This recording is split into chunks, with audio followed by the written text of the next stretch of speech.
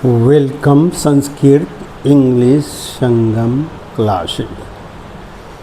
आज संस्कृत में चतुर्थी विभक्ति को लेकर आया हूँ।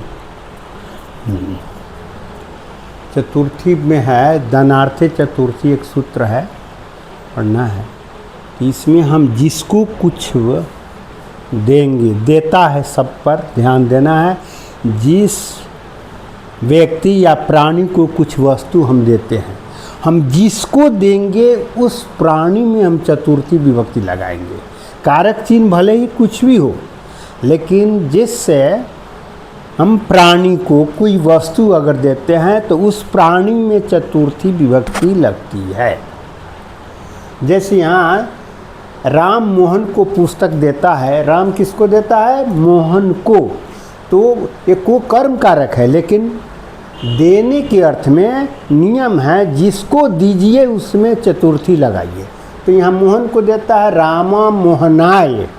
क्या देता है? पुस्तक। तो पुस्तकम यच्छति, रामा मोहनाय पुस्तकम यच्छति। दूसरा है राजा निर्धन को धन देता है। तो राजा का संस्कृत निर्पह किसको देता है? निर्धन को। तो निर्धन में आप चतुर्थी लगाओ। निर्पह निर्धनाय धनम यच्छति।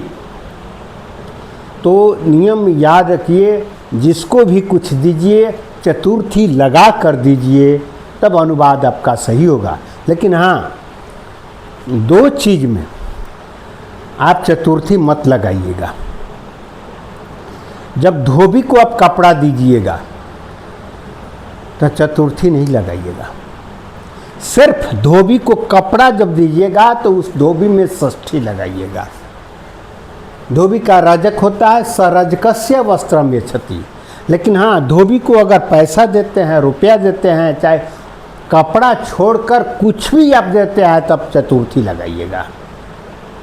जैसे वह धोबी को धन देता है तो सरजकाय धनम यच्छति। लेकिन कपड़ा जब दीजिएगा, क्योंकि कपड़ा आप वापस ले लेते हैं, तो सरज, इसलिए षष्ठी लगाइएगा। उसी तरह दर्जी को आप कपड़ा देते हैं तो उसमें भी षष्ठी लगाइएगा, क्योंकि दर्जी से आप कपड़ा ले लेते हैं।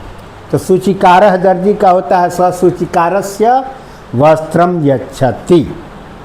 तो जिसको दीजिए चतुर्थी लगाइए, लेकिन धोबी को कपड़ा दीजिए तो षष्ठी लगाइए।